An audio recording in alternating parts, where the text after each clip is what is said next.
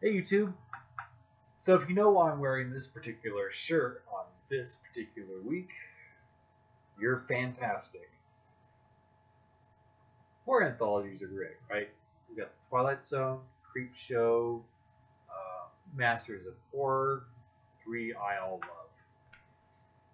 So it really made sense for me to have my first book be a sort of horror anthology in that same kind of vein. And with my new book out in about 26 days, I thought it would be really cool and terrifying for me to read a an excerpt or a story, if you will, from Revolving Doors, which has four short stories in it.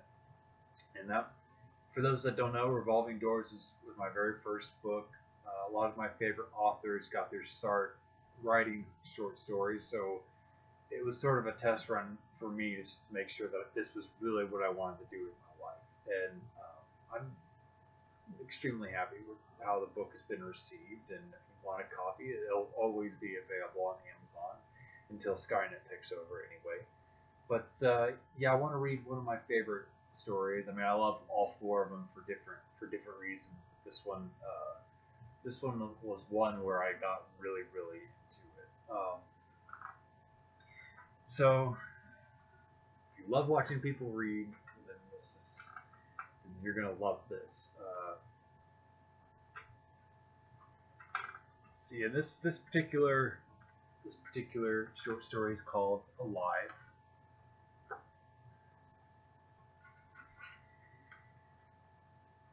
Out of the cloudy and rainy night ran blood. A policeman lies motionless upon a lonely country road. The officer's head split open, leaking all of its contents. If still alive, the officer would have felt his killer rummaging through his pockets. Dressed in orange from head to toe, Clyde Burner desperately searched for the keys to his shackles. Cuffed and chained, he knew with both sets of limbs bound, escape would be near impossible. The rain began to beat upon his face like an angry mob. Wiping away the moisture with his hands, Clyde was desperate to clear his sight. For every drop tossed away, 1,000 more took its place. Every crevice and corner of his body was soaked. Clyde patted every single pocket, hastening his search. On each failure, he cursed God for the delay. After diving into a well-conceived coat pocket, Clyde felt a steel key ring brush against his fingertips. Grasping the silver prize triumphantly, he sifted through them until the correct key was discovered. This man, a murderer, took pleasure upon hearing the locking chamber release. A sensation of release, of freedom.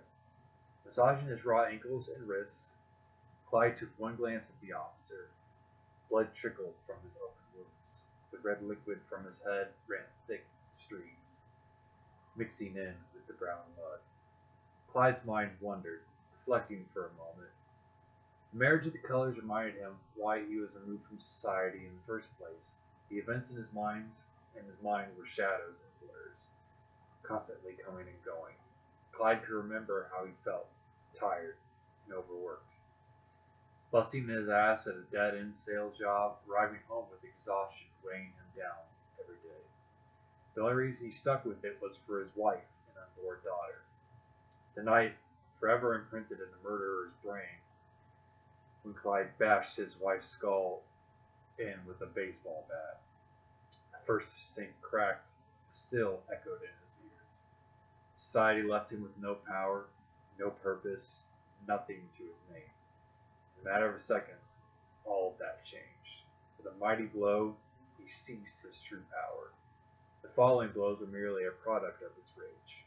The first strike transformed his destiny forever. A man who murdered his wife and unborn child. A monster. Lightning in the sky began to clash and fight beyond the clouds. Clyde saw his wife for a moment plastered on the officer's face. With another flash, she was gone. He shook his head, snapping himself out of that nightmare. The road stretched infinitely north and south like a heavy veil. The rain hindered Clyde's line of vision. Blurred cornfields, mashed and drenched by ruthless weather, were within his sight. Beyond the empty fields, he could perceive, just barely, a line of trees. Rallied banks of fog seeped through each branch, twig, and leaf. A vast wilderness containing Clyde's escape route. Clyde weighed his options for a moment, watching the plethora of raindrops bank on top of his shoes. The rain was becoming fiercer. His orange jumpsuit still held its bloodstains from the earlier assault. No amount of water would wash away Clyde's most recent crime. Clyde imagined a woman, blonde hair, blue eyes, bright red nails, and a curvaceous figure, dressed in a beautiful maroon dress that complemented every single curve of her body. Feeling the anticipation, Clyde pictured this woman pulling over to help him. Hands twitching and curling, the thought of strangling the life out of her excited him. Bashing her skull into the dashboard, coloring it to match her maroon dress. Another force of lightning rocketed across the sky, forcing him back into reality. Pushing off of the muddy ground, Clyde took off in a sprint, heading towards the forest at full speed. Clyde's weight sunk into the ground, holding his feet with a suction-cup force. Gusts of wind and rain hurled against him. Each step and movement was met with resistance. Clyde's eyes burned as drops of rain shot into his sockets. The convict turned fugitive broke the forest barrier within seconds. Not daring to slow down, he bobbed and weaved between each tree. The further he ventured in, the taller and closer each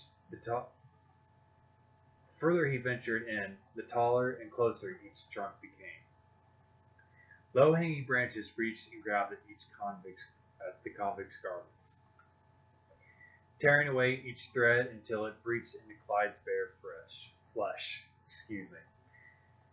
Raking and pulling each possible point, the sharp branches continuously drew road maps on his arms and his face.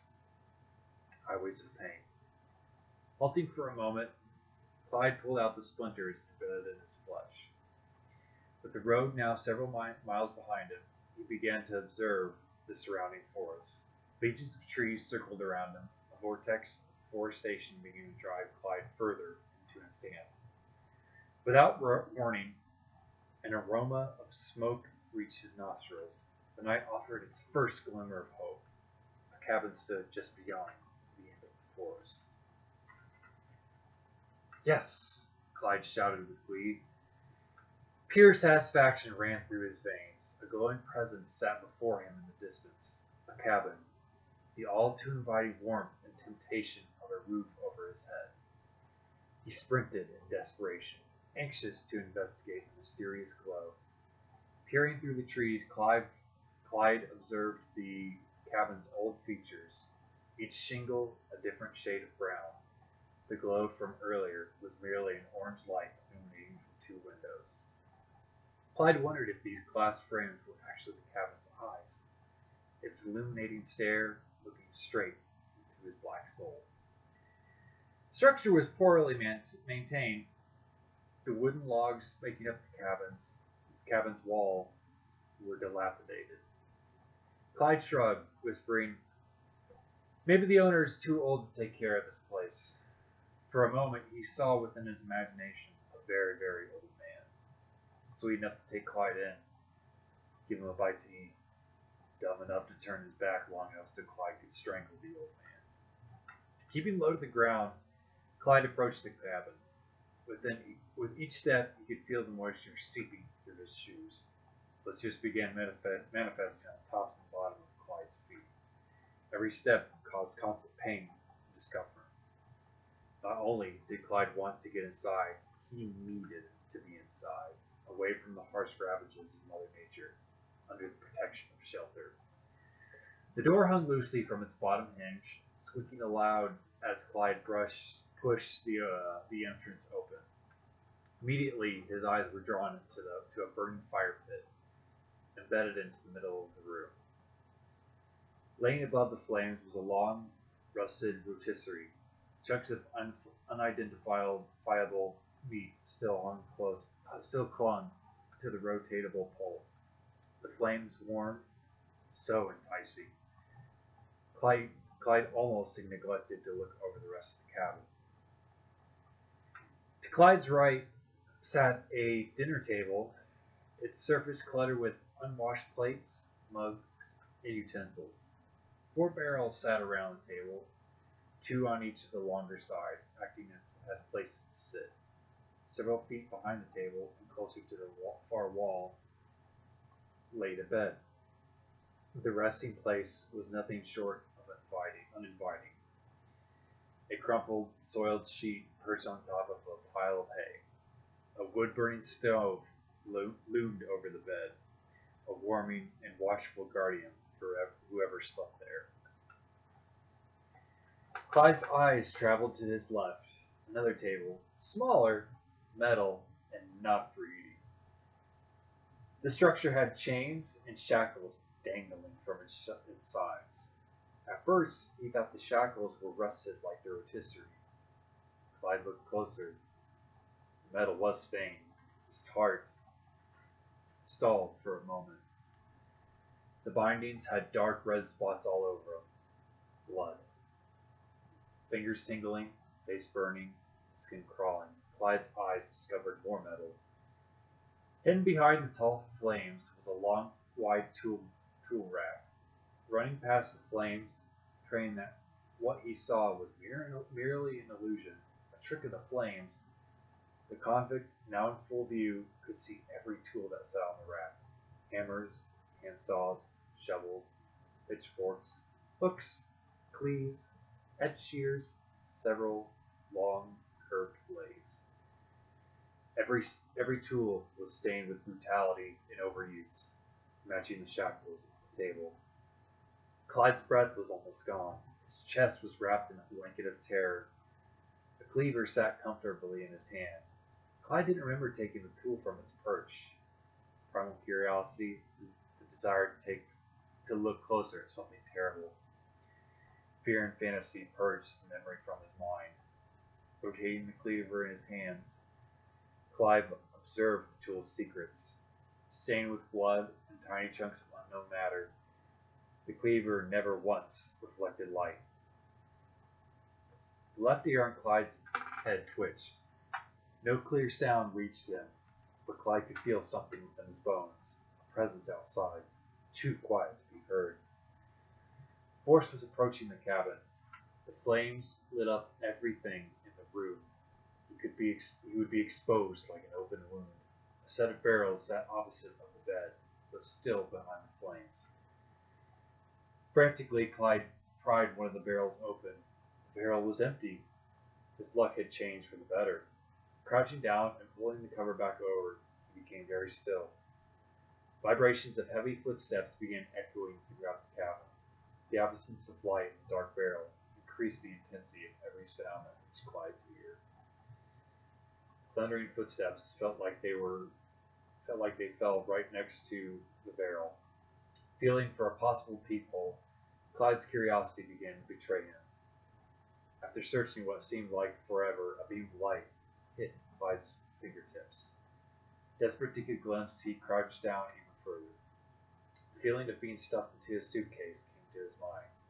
Curiosity trumped the feeling of claustrophobia. Cloaked in a rough, hooded coat, the cabin's occupant stood an imposing 7 feet tall. The coat was made up of different animal skins, poorly sewn together. The tops of his boots were torn peeling like an old banana. Clyde couldn't perceive the facial features concealed under the giant's draping hood. This gargantuan being, definitely male. Clyde couldn't imagine a woman being this intimidating. The sound of the giant's footfalls thundered as he walked towards the dining table. The fire in the pit trembled, wavering in its presence. Another large thud pounded against Clyde's eardrums. A large burlap sack now sat on the table, something Clyde failed to observe earlier. Tempted to crack the top of the barrel open get a better look, Clyde squinted harder through the hole. Pressing his face against the wooden frame, the sack came into close, superior perception. Its contents squirming. The giant noticed that his trapped prize was now moving. Within an instant, his long strides brought him over to the tool rack. His massive gray right hand shot from the coat sleeve, grabbing the sledgehammer from the rack. Almost teleporting right back to the table, with a free hand, he hurled the sack to the floor. The head of the hammer nearly touched the ceiling as he held the tool aloft. With might and swiftness, the giant hammer slammed down on the sack. Repeatedly, the large tool was swung upon the bloody sack. Half of the time, the giant missed because of the bag's constant squirming. The first couple of successful hits halted whatever was trying to escape, but brutality continued. The giant was either winded or satisfied that his prize was dead. Speaking blood, the surlap sack remained still.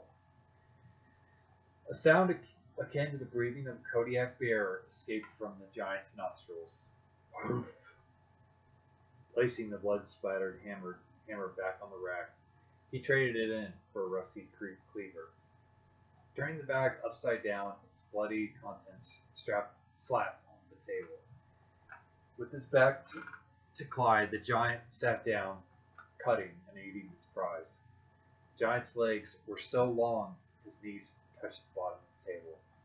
Ruff, ruff, ruff. Various scenarios began playing in Clyde's mind. Perhaps, if he was quiet enough, the convict could reach the tool rack. Clyde might be able to sneak up behind them with a giant, bash into his skull with a shovel. Maybe he could run. After all, he was quick. This man was very large and probably slow. If Clyde sprinted out the door, his pursuer would barely have time to react and give chase. Then the woods would conceal and protect Clyde. He could imagine the giant howling into the night as the fugitive made yet another brave escape. Shaking off his daydream, Clyde looked out the peephole for the giant.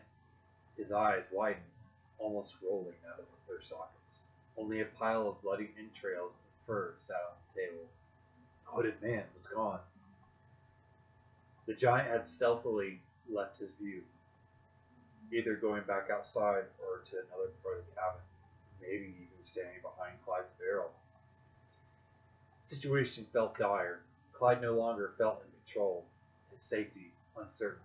Within minutes, this forest-dwelling giant could topple over the barrel, exposing Clyde to the open air, where he could be chopped apart. Minutes turned into hours. Trembling tumbled into dizziness. Fear escalated into terror. Anxiety formed into sickness. Clyde couldn't bear this anymore. He would rather die than continue to hide like a child. A force of sheer will drove him to push the lid open. Clyde's fingertips shook like leaves. Peering out through the half-open top, the room appeared to be unoccupied. With newfound courage, Clyde brought his entire head out, perhaps too soon, as his eyes met with the giant's body. Moments before suffering a heart attack, Clyde realized the hooded man was sound asleep in a dirty straw bed. Flames from the fire pit and wood-burning stove threw shadows against the wall, rising like waves on the ocean as the giant's body moved with each breath. Somehow, Clyde climbed out of his barrel without making a sound, began moving towards his salvation, the door. Each slow step felt like an eternity. Any misstep could cause the floorboards to cry aloud. The giant would then wake with both eyes on Clyde. His life on the land would be over.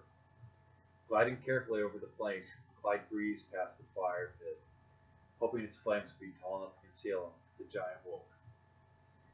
Like a mad dog, the pulses of heat licked his face, its teeth singeing his eyeballs. Tears and sweat attempted to cool his skin. Clyde only felt the burn. The door was now within arm's reach. A shit-eating grin came across Clyde's face. Once again, he made it out of an impossible situation. Cheated death. His body yearned to leap for joy, to scream to the heavens. You can't catch Clyde Burner. Man's law can't judge me. God can't have me. Death cannot touch me. The convict's happy expression changed in an instant. The gravity of fear weighed down the skin on Clyde's face. Formerly boiling, his skin turned clammy and cold. The light from the fire distorted, casting a large shadow that loomed over Clyde. Pivoting slowly, his hands and knees shook. The tall owner of the cabin glared at him. Their eyes met for a moment. Clyde could see the images of the giant's thoughts reflecting in his pale pupils, one green, one blue. An untamed rage boiled within them, ready to burst out. Tear his unwanted house guest limb from limb. Clyde could see the hooded giant's entire body move each time it breathed, remaining stagnant and calm like a lion preparing to kill a zebra.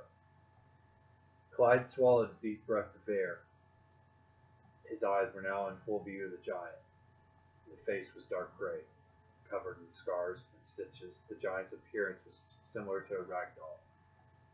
Masterfully sewn together, each patch of skin was a puzzle piece forming the giant's jigsaw figure. A rusty bolt protruded from both sides of his neck, chipping and rusting away the bolt's original purpose, a mystery. Backing away slowly, never breaking eye contact, Clyde reached for the door. The one hinged entrance swayed open as Clyde's fingertips touched it. He took a moment to watch the giant, worried that the movement would upset him. Pressing his right palm back to the door, Clyde began to step out of the cabin. Halfway out, the cold breeze of the night felt reassuring. The giant never broke his gaze. Clyde could feel those eyes watching him, looking completely outside. All he wanted to do was escape their gaze. Clyde's legs, without being given a command, took off with the rest of his body. Branches and brush grabbed at his face, pulling the fugitive back towards the cabin. Clyde pushed himself through the cutting and spilled blood, daring not to look back, fearing the giant would be biting on his tail. Suddenly, the convict felt his body spin and he whipped around. Clyde was forced to the ground. His right shin felt cold. A scent of burning meat reached Clyde's nostrils. Grasping his shin, something hot and metal brushed against the fugitive's hands. Then, excruciating pain hit him. A hot, rusty, and razor-sharp skewer had penetrated through his bone and muscle. The sharp side protruding from one end, the handle out the other, with Clyde's leg in the middle. A massive force began dragging him back towards the cabin. There was no mistaking the all too familiar under his footsteps. The giant had let Clyde off easy before, perhaps to toy with him, give Clyde a glimmer of hope. Beyond the trees, he could see the night. Strangely, no clouds were present. The storm had passed. Bright stars had fallen into place, dotting up the atmosphere. For a moment, perhaps because of pain, Clyde thought one of the constellations looked like his wife, smiling down at him, laughing. He wanted to split her skull open again. As appearing thought, the hooded giant gripped Clyde's leg even tighter. Damp grass brushed softly against Clyde's back. The soft touch reminded him of the time his wife would stroke Clyde's back when he was angry. Again he gazed up at the stars. This time Clyde was sure he could see her. You bitch. You wanted me to die like this. At first. Exhaustion robbed him of any volume his voice may have had. The soft brush was now gone. The giant dragged Clyde up the wooden stairs of the cabin. A sudden fuel of rage filled Clyde as he shouted towards the stars. You bitch! I'm gonna bust your fucking skull open. You hear me? The ascent halted. His head hung back on the last step. Clyde lay there crippled, his entire body now burning from within. but a giant stood directly above him. The angle of Clyde's hanging head made the gray, scarred face sink even further from the ground. Clyde began to beg. He cried, a pathetic weasel sensing his end, pleading to the gray giant. I love my wife. I'm sick. I didn't mean to kill her. Please let me go. No comprehension, compassion, or forgiveness lingered in the giant's eyes. Its large frame compressed and decompressed with each breath. Please let me go, repeated Clyde. Another breath out. The giant pulled back its hood. Patches of short, jet black hair sprung from the scalp. Stitches on the giant's face seemed even more abundant with the removal of his hood. The skin looked grayer than before, dead, rotten, hideous. The leather hems of the giant's boots, crumpled as he raised up his giant foot. Hovering above Clyde's face, the mud ran off the material to his eyes. The giant took a deep breath through his nostrils. Let me go, Clyde shouted, choking as a chunk of mud dropped into his mouth. Bringing his boot down, a fast, deep release of air came from the disfigured giant's mouth. The steps leading up to the cabin ran red blood. Pulling his hood back up over his face, the giant grabbed the dead man's leg. And then dragged Clyde's body inside. Whew, that was fun. Oh, so if you want an idea of what you might be in for, if you get my next book, this is a pretty good taste. Phantom Walk the Lost will range to about 200 pages. It'll be the first in the series. It'll be about a psychic named Kurt Roberts who investigates the paranormal and the supernatural, and I'm excited for the book to come out, and I'm excited to see how people react to it. And yeah, pick up my book, Revolving Doors. If you're able to come into one of my future book signings, I'll be happy to sign it for you. I post new videos every week. Make sure you follow me on Twitter. Check out my Amazon page. Check out my other YouTube videos. Have a nice week.